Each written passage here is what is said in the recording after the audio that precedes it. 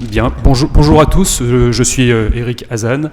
Je suis ravi d'être parmi vous et d'animer cette table ronde qui, vous le verrez, on a dû faire des choix parce que le sujet l'intelligence artificielle au service de la cybersécurité, c'est un sujet qui est vaste, comme l'intelligence artificielle évidemment. C'est un sujet qui est éminemment complexe. Je pense que Guillaume Poupard tout à l'heure a vraiment survolé et a commencé à mettre le doigt sur vraiment les enjeux, donc en restant à haut niveau. C'est ce qu'on fera d'une certaine manière. Avant d'introduire et de présenter les trois intervenants de cette table ronde, je souhaitais débuter en indiquant, et ça c'est quasiment un motto qui est utilisé depuis un certain nombre d'années maintenant, où cette transformation numérique, évidemment l'intelligence artificielle participe à cette transformation numérique de la société dans son entier. Pour les experts en cybersécurité que nous sommes modestement, je pense, nous avons bien conscience que l'accompagnement de cette transformation numérique ne peut pas s'effectuer sans sécurité numérique, ou cybersécurité si vous préférez. Donc nous allons quand même voir que l'intelligence artificielle, ce que l'on appelle l'intelligence artificielle, qu'on pourrait définir plus finement, dont les applications sont vastes, peut y contribuer. Elle peut être utilisée pour des aspects plutôt défensifs, c'est plutôt de cette manière-là traditionnelle qu'on la connaît, notamment dans sa version anti-spam, vous savez, le fait d'être inondé de mails, la détection de codes malveillants, mais elle peut être aussi redoutable, ça a été évoqué succinctement tout à l'heure, puisqu'elle peut permettre de rechercher puis d'exploiter des vulnérabilités, notamment logicielles, en s'appuyant sur une armée de botnets, par exemple de robots, ou des campagnes massives de phishing, spear phishing. On va développer un petit peu tout à l'heure, notamment avec Nora. La première question que nous allons aborder au cours de cette table ronde va d'abord porter sur la véritable rupture technologique que représente l'apport de l'intelligence artificielle pour la cybersécurité. Et vous verrez que le terme n'est pas galvaudé, on parle vraiment de rupture technologique, à venir en tout cas. Nous verrons également, nous essaierons de comparer d'une certaine manière deux écosystèmes, même si Françoise Soulier-Fogelman tout à l'heure a dévoilé une partie de ce que nous allons traiter, c'est-à-dire le Canada. Nora a également la chance d'y avoir été, donc de permettre de mettre en perspective, de compléter ce que vous avez pu, Françoise, indiquer tout à l'heure sur le Canada et la France. Et puis nous terminerons, s'il nous reste un petit peu de temps, évidemment, sur un point qui m'a semblé important de mettre en exergue, c'est-à-dire qu'à cette table ronde, nous avons deux entrepreneurs qui représentent quand même deux entreprises plutôt emblématiques en France et même en Europe de ce qui se fait en IA et en cybersécurité. Et il est bien sans doute de voir un petit peu la réalité à laquelle sont confrontés ces entrepreneurs en France. Voilà. Jean-Nicolas Piotrowski, vous êtes cofondateur de iTrust, ingénieur en sécurité depuis un certain nombre d'années. Votre ambition, elle est affichée comme telle, c'est d'être le leader en IA cybersécurité en Europe. Vaste programme. Vous avez notamment cofondé avec Sigfox à Toulouse l'IoT Valley, le think tank NXU, et vous avez récemment lancé une école qui porte notamment sur l'intelligence artificielle, qui s'appelle AN21 à Toulouse, et qui a pour ambition, et ça répondrait d'ailleurs à une des questions de la table ronde précédente, ambition de former des développeurs, des ingénieurs en cybersécurité et des spécialistes en intelligence artificielle. Nora Cupins, vous êtes directrice de recherche à l'Institut Mines Télécom Atlantique.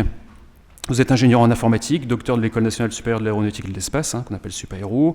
Également, vous contribuez aux travaux de la chaire CNI, la chaire infrastructure critique. Vos travaux de recherche portent notamment sur le traitement de la détection de la réaction aux intrusions dans des gros volumes de données, le contrôle d'accès et d'usage a posteriori et la traçabilité. Et enfin, la préservation de la privacy par la réécriture de requêtes, l'anonymisation et la fragmentation. Alors, je pense que pour un certain nombre d'entre vous, c'est des termes qui demeurent un petit peu mystérieux, mais on verra peut-être à les développer. Enfin, Laurent Zerman, vous êtes directeur général de Centrio, que vous avez fondé en 2014 avec Thierry Rouquet. Vous vous qualifiez de hacker. Bon, ce ne sera pas le débat aujourd'hui, mais nous avons la chance d'avoir un hacker parmi nous également. Vous êtes passionné de produits technologiques innovants, ça c'est une certitude. Vous avez été CTO, autrement dit en français directeur technique d'Arcoon, depuis devenu Storm Shield, qui font des pare-feux intelligents. Vous avez dirigé plusieurs équipes d'ingénieurs dans des projets de recherche et développement.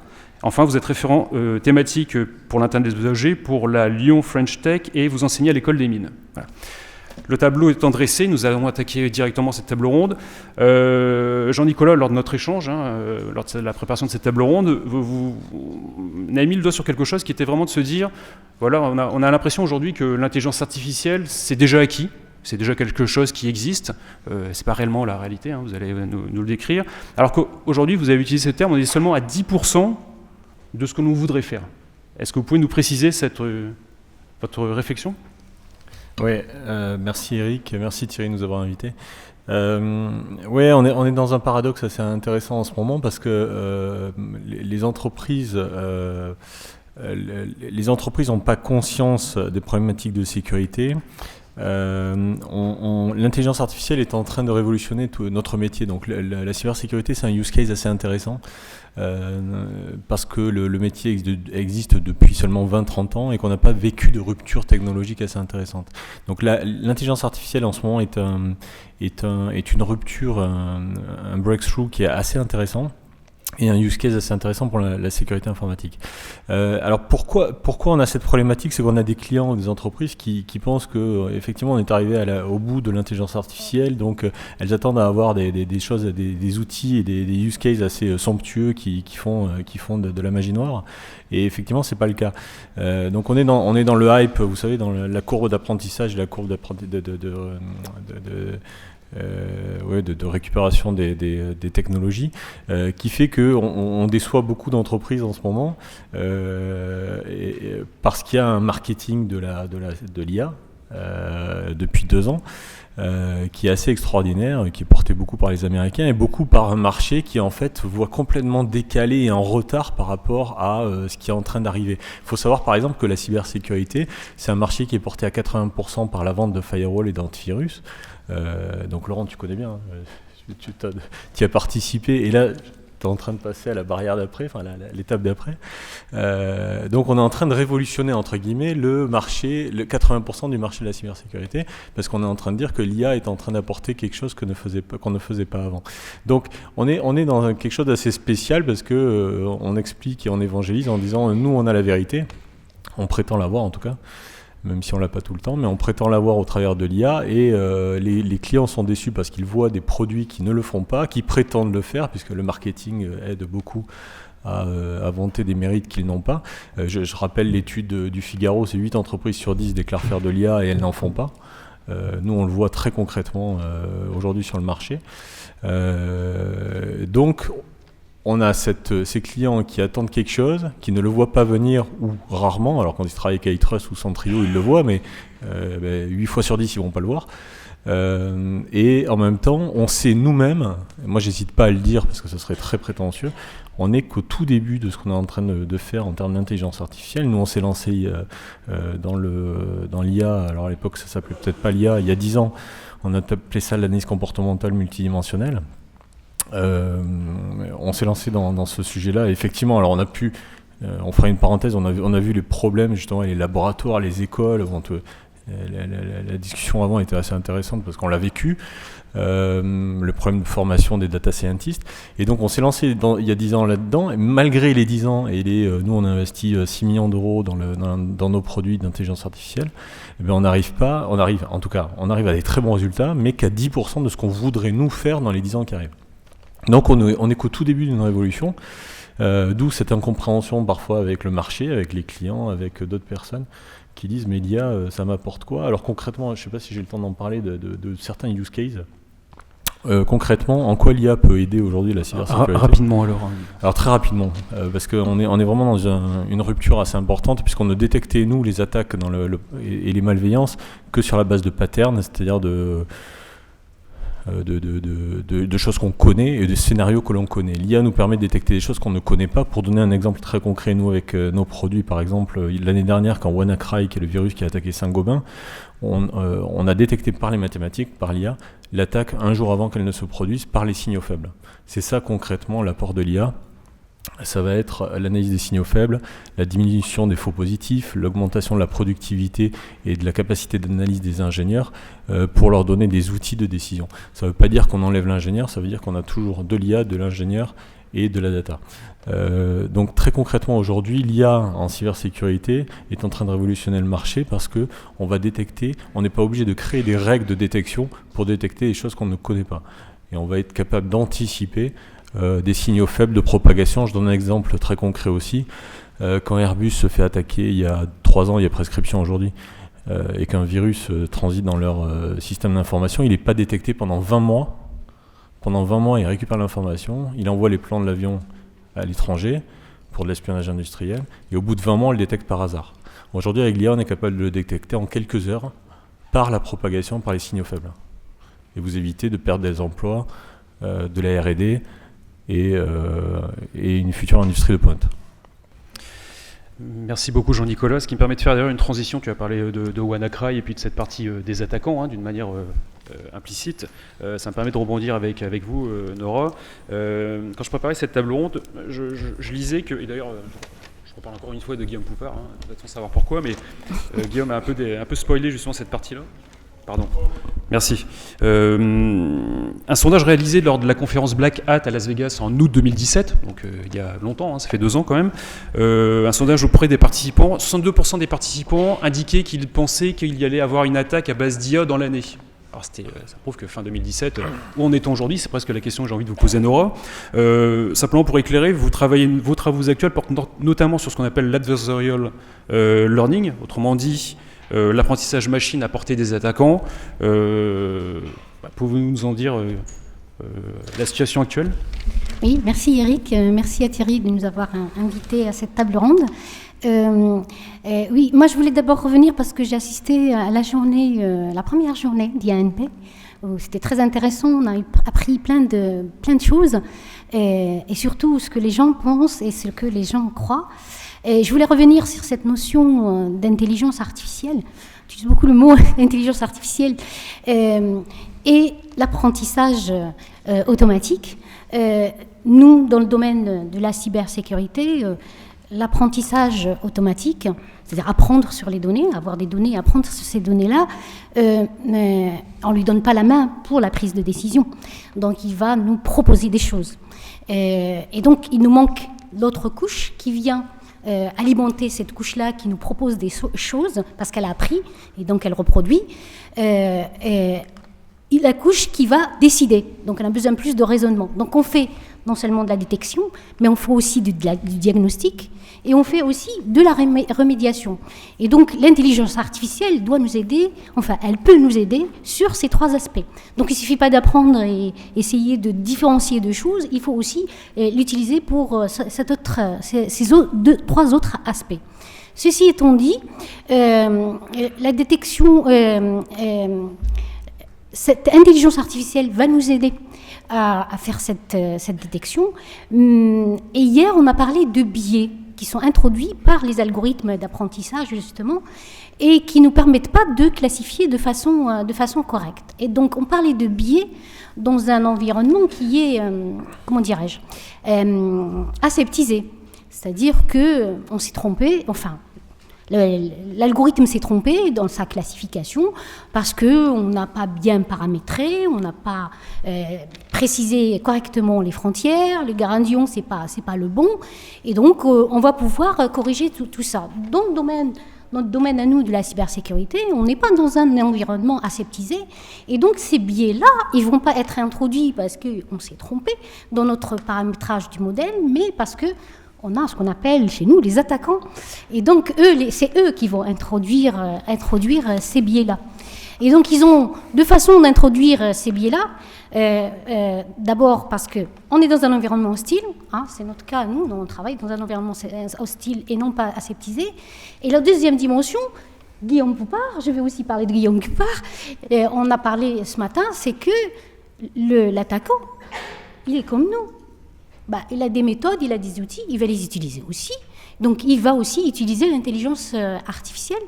Donc, il va utiliser l'intelligence artificielle, on parlait de harponnage et de phishing, spear phishing, etc.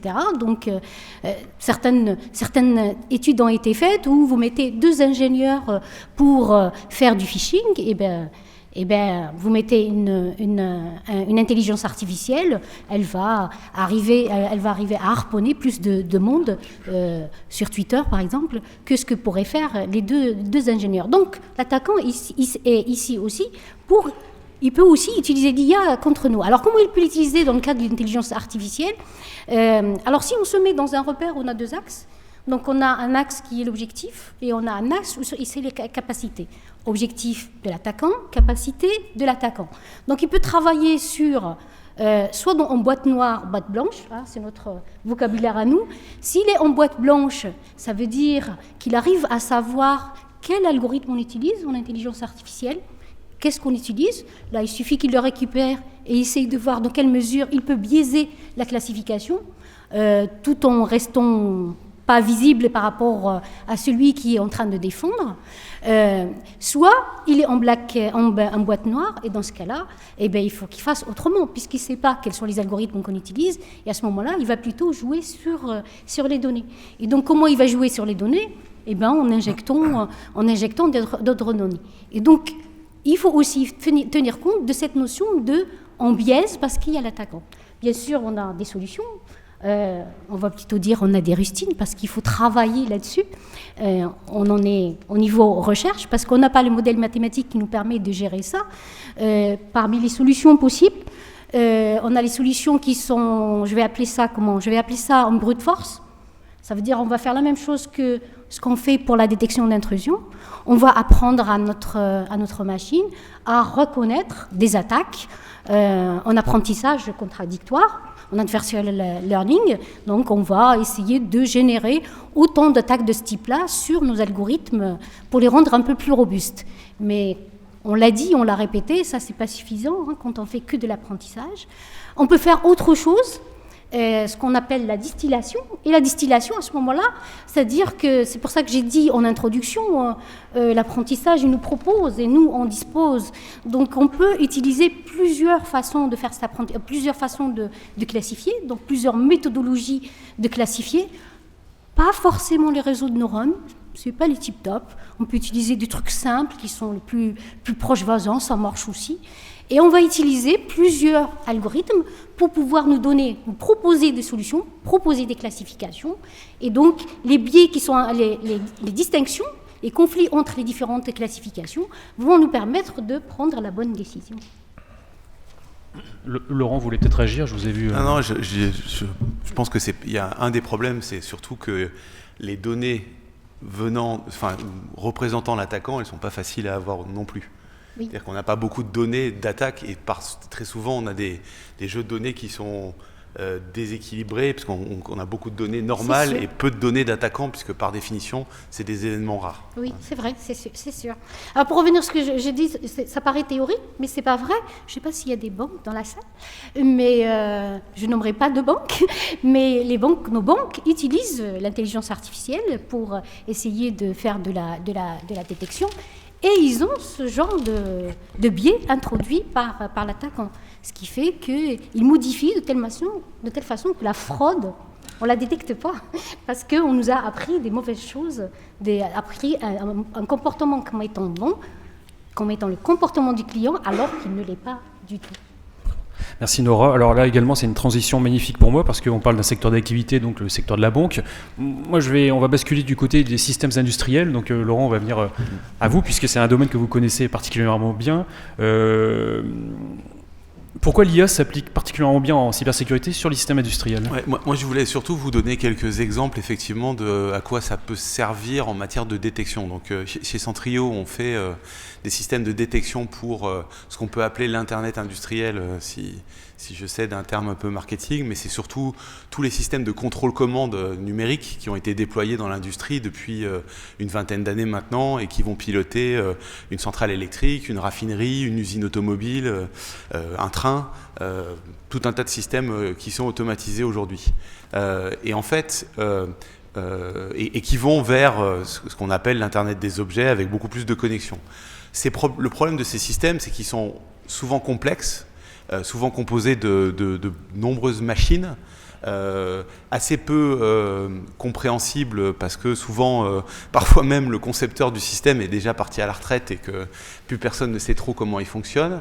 Et donc là où le machine learning va aider, c'est d'apprendre le fonctionnement normal de ce système, d'apprendre si je peux me permettre, la musique de ces machines et de générer un système de détection de façon automatique qui va du coup simplifier la configuration, simplifier la mise en œuvre et la création de l'ensemble de ces règles ou de cet arbre de décision.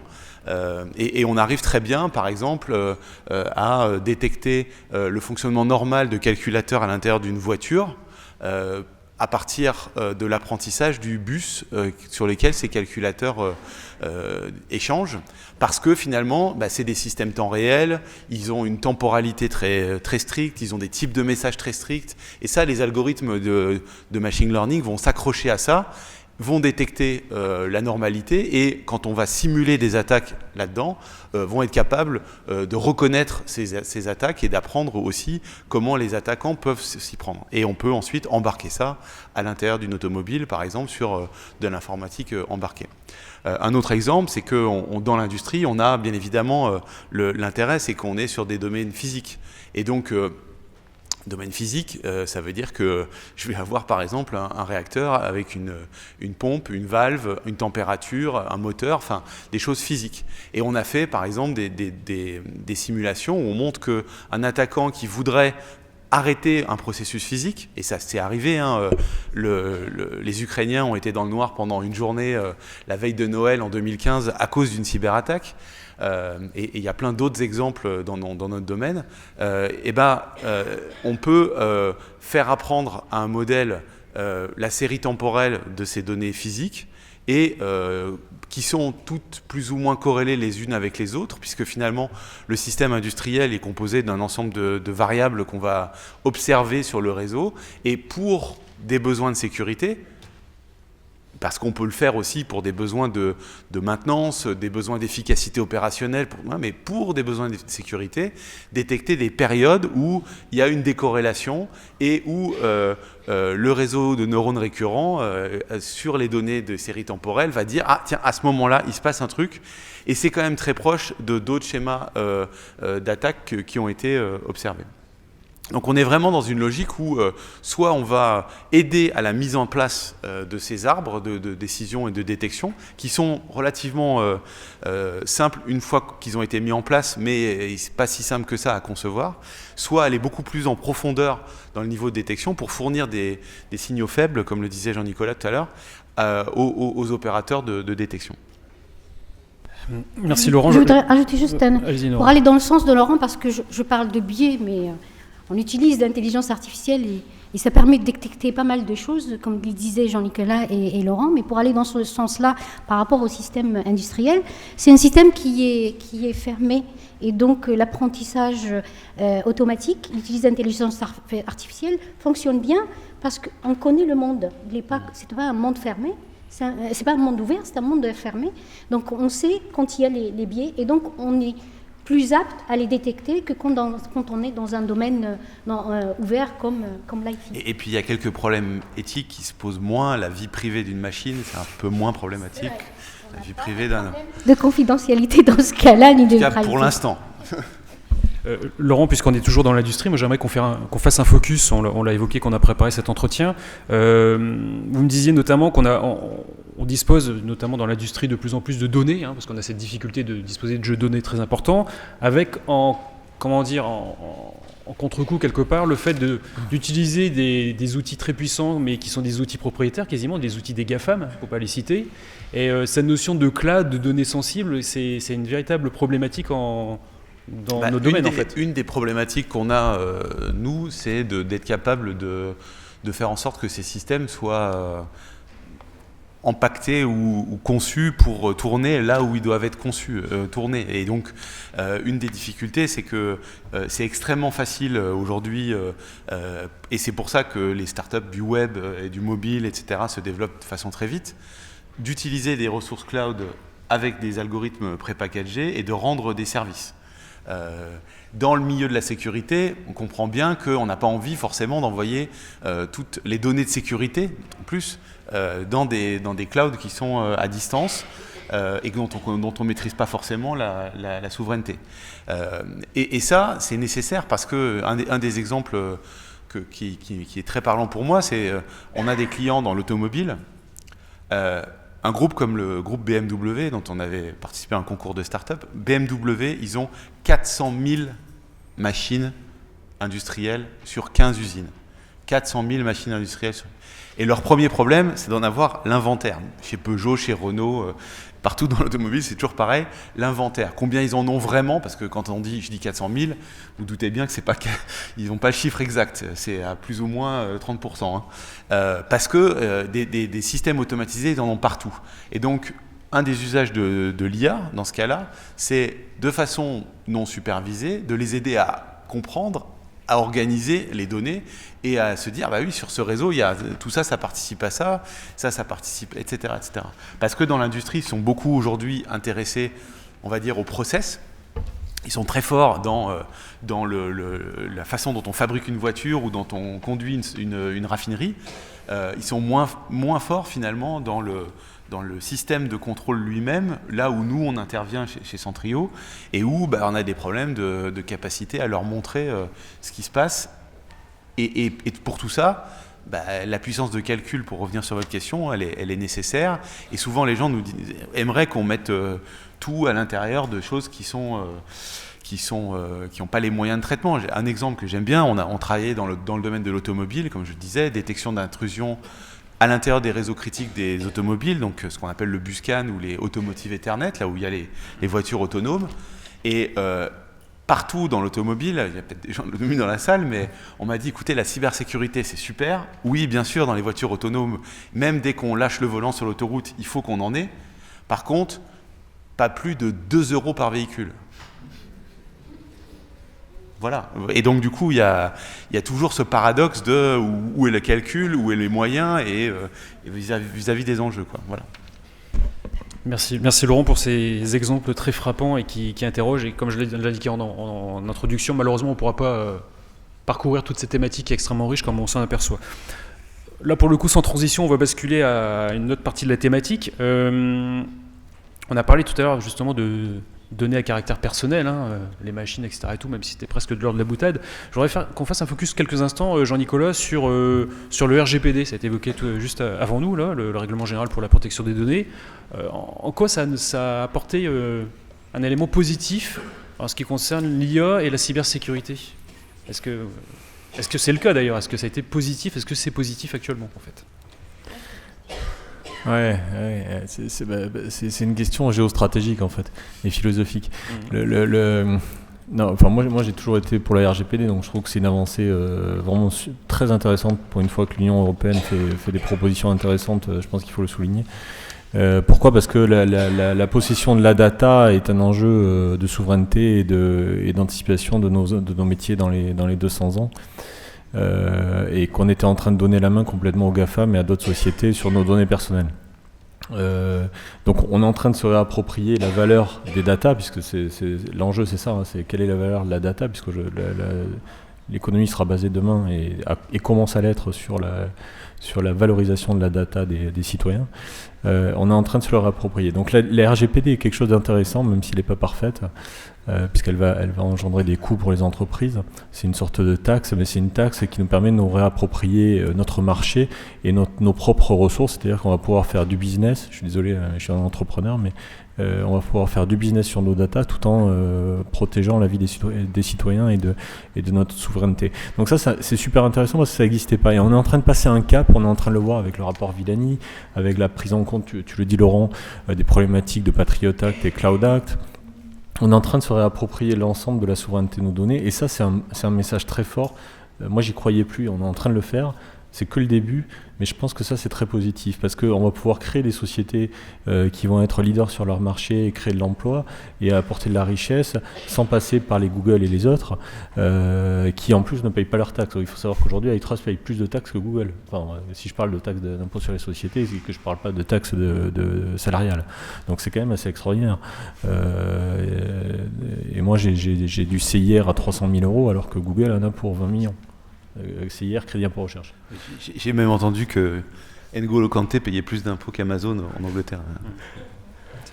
Mais j'ai pas son salaire. Je sais pas si c'est vrai, mais c'est assez frappant comme exemple. Donc c'est assez extraordinaire les inégalités totales. Bon, donc pour rester positif, il y a plein de choses qui sont en train de se passer et qui, moi, à mon sens, sont en train d'être le point de singularité, si je peux me permettre. de l'économie et de la souveraineté de nos données. Donc ça, c'est intéressant. On va pouvoir créer des sociétés qui vont travailler des business models sur les data. Je prends la santé par exemple, pardon. On est en train de créer des plateformes, avec Nora on travaille sur un projet aussi de plateforme de data qui pourraient être utilisées par des sociétés pour servir de base d'apprentissage, de bibliothèque d'apprentissage pour les algorithmes, et ça veut dire qu'on se réapproprie la donnée, qu'on n'est pas en train de la donner au GAFA. Je vous donne au GAFA et au BATX. Quelque chose d'intéressant, par exemple, moi mon concurrent c'est IBM, qui avec Watson développe des moteurs d'intelligence artificielle sur la cybersécurité, notamment. Qu'est-ce qu'ils font? Ils donnent leurs produits gratuitement à toutes les sociétés du CAC 40, gratuitement, parce qu'ils s'en fichent du mode. Ils ont compris ça, ils ont 10 ans d'avance, ils s'en fichent de vendre leur logiciel. Ce qu'ils vont récupérer, c'est l'ensemble des datas, puisqu'on a un vrai problème de récupération des datas et de travail des algorithmes sur les datas pour leur faire apprendre des choses. Eux, ils le donnent gratuitement, comme un Facebook donnerait l'accès évidemment gratuit à Facebook, mais pour après le monétiser. Donc ils vont pendant 10 ans. Aujourd'hui, leur modèle marche pas, techniquement, ça marche pas très bien, mais c'est sûr que ça marchera dans les 5 ans. Watson est en train d'apprendre le fonctionnement des systèmes d'information des sociétés du CAC 40. Donc, dans 5 ans, ils auront des modèles super intéressants et ils seront leaders du marché. Donc, moi, quand je dis qu'on va être leader européen, on sera sans doute leader européen, mais on ne sera pas leader mondial, parce que Watson le sera. Si vous voulez acheter des actions IBM, je pense que c'est le moment. Mais c'est assez extraordinaire d'avoir des modèles économiques comme ça, où ils peuvent se permettre pendant 5 ans de ne pas gagner d'argent, d'en perdre, et puis d'avoir une vision un peu comme les Chinois sur 5 ans avec des plans quinquennaux.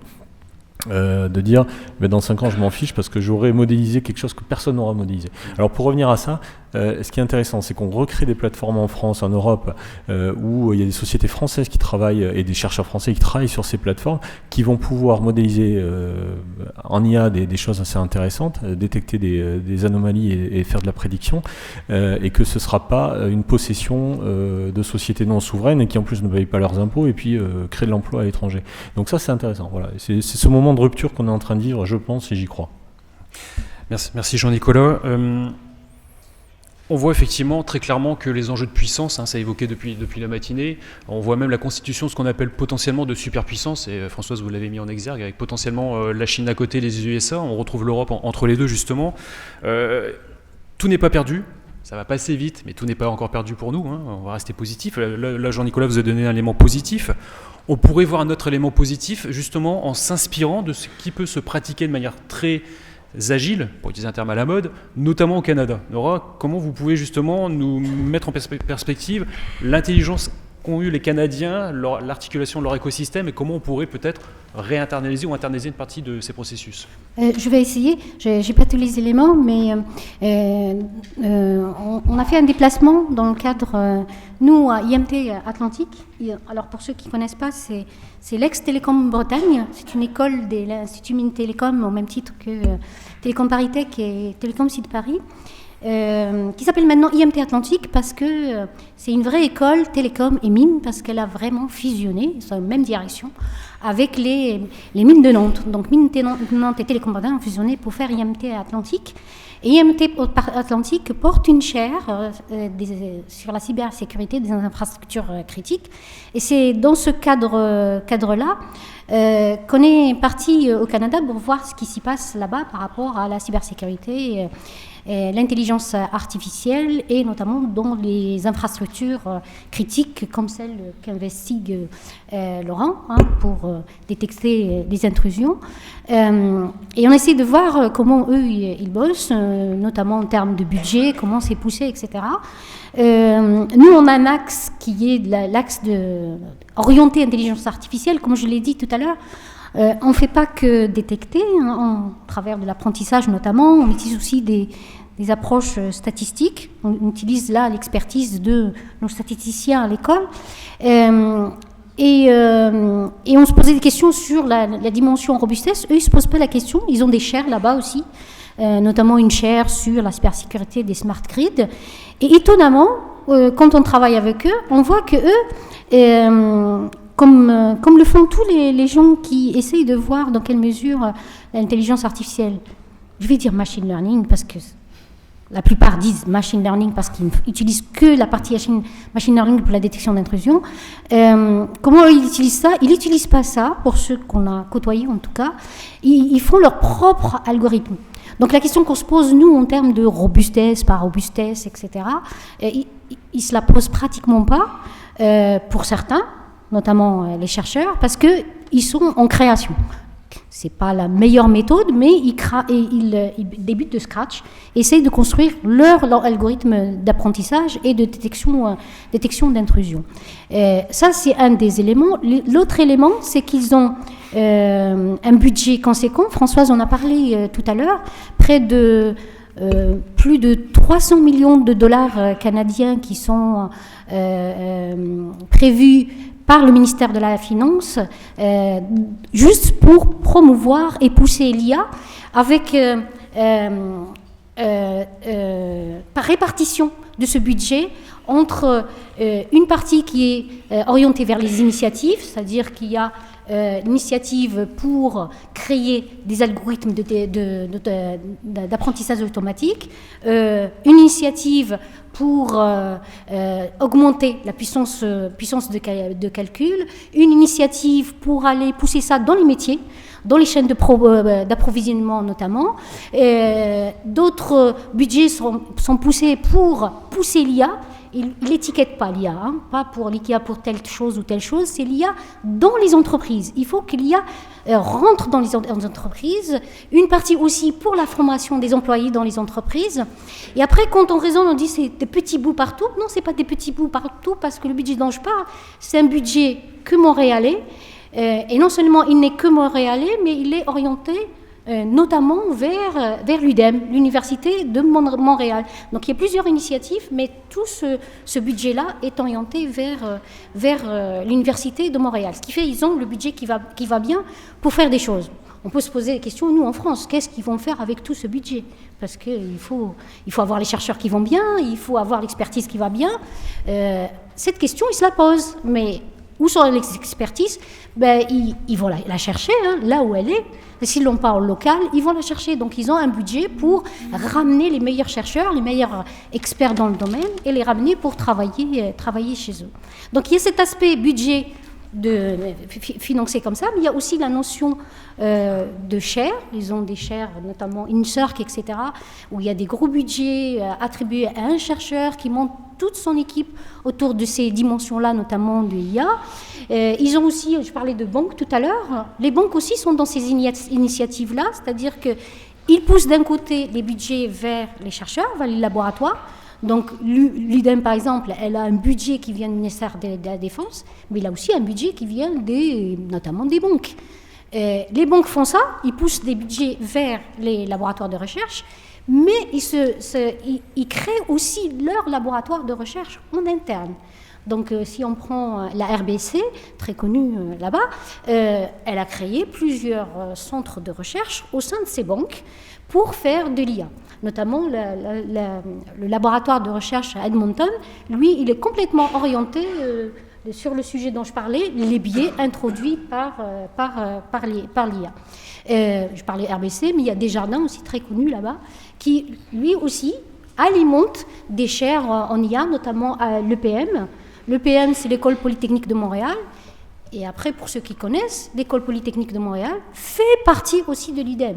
Donc les sous convergent vers une seule université pour créer vraiment de la valeur et essayer d'avancer sur cette dimension intelligence artificielle. Merci Nora pour cet éclairage. On arrive quasiment à la fin, il va nous rester 5 minutes. Merci Nicolas. 5 minutes, on va laisser la parole à nos deux entrepreneurs, donc Jean-Nicolas et Laurent. On a vu, il y a quand même des difficultés bien évidemment, quelques idées de solutions ont émergé. On pourrait peut-être terminer sur pour rebondir d'ailleurs, cette notion de saupoudrage des financements en France, qui sont vraiment très éclatés et donc peu efficaces en réalité. Et puis le fait aussi d'attirer puis de fidéliser les salariés. Vous avez un exemple peut-être à nous Laurent? Ouais, moi j'avais, bien évidemment il y a un problème le financement. Je pense que tout le monde l'a dit et c'est pas la peine de revenir là-dessus. Moi je pense que c'est aussi un problème de commande pour l'entrepreneur. Rien n'est meilleur que la commande d'un client plus que l'argent d'un investisseur, hein, forcément, hein, c'est avec les clients, voilà, et donc il faut que les grandes entreprises et les entreprises un peu moins grandes commandent des systèmes et les commandent maintenant. Et pourquoi maintenant? Ça rejoint cette question sur les talents, et j'ai beaucoup apprécié ce que vous disiez sur les étudiants tout à l'heure. On a donc chez Centrio une équipe sécurité où il y a à la fois des gens très orientés hacking, études de vulnérabilité, et puis de l'autre data science, à détection d'anomalies, etc. On avait à la tête de cette équipe depuis 2016 un ingénieur de l'INSA qui avait passé 4 ans, je crois, avant en contractuel au ministère de la Défense. Il a fait chez nous pendant 3 ans un programme cofinancé par la DGA et en partenariat avec le CEA sur l'IA pour la cyberdéfense, avec les différents algorithmes dont je vous ai parlé tout à l'heure. Et l'année dernière, au mois de septembre, il est parti au Canada, dans une start-up qui s'appelle Element AI, fondée en partie par Yoshua Bengio, je crois, ou qui a reçu le prix Turing il y a la semaine dernière, qui ont levé 100 millions de dollars. Et quand je dis à Jean-Christophe, puisqu'il s'appelle Jean-Christophe, je lui dis mais pourquoi tu t'en vas? Pourquoi tu ne veux pas continuer à travailler chez nous? Il me dit mais en fait, bon, forcément c'est un peu pour l'aventure nord-américaine, un petit peu pour ça, forcément à 30 et quelques années, sans trop d'attache, pourquoi pas partir à l'étranger. Tu lui as demandé son salaire? Un peu pour le salaire, mais un peu pour le salaire, je pense. Mais honnêtement, la première raison qu'il m'a donnée, c'est pour le niveau d'ambition et le niveau de vitesse qu'il y a de l'autre côté. C'est-à-dire qu'il m'a dit, bah, finalement, moi je suis ici et je suis à la tête de 6 personnes, mais c'est moi qui les tire, alors que là-bas, je vais être dans un groupe de 30 data scientists qui viennent juste d'embaucher, qui ne fait que ça, de la cybersécurité, etc. Et on va tous avoir une émulation ensemble, et c'est ça que je vais chercher, parce qu'il y a une espèce de côté Far West, entre guillemets, chercheur d'or, quoi. Voilà.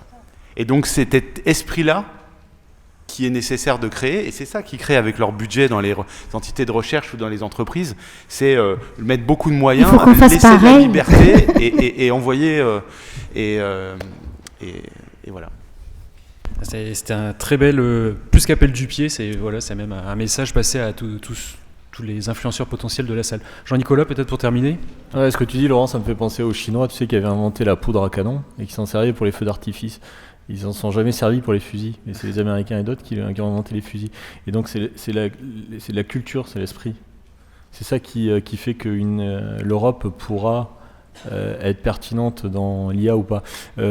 Si vous voulez avoir des entreprises, parce que pour moi le nerf de la guerre c'est là, hein, c'est l'entreprise qui après permet après de faire de la recherche et de protéger les citoyens et de l'enrichir humainement.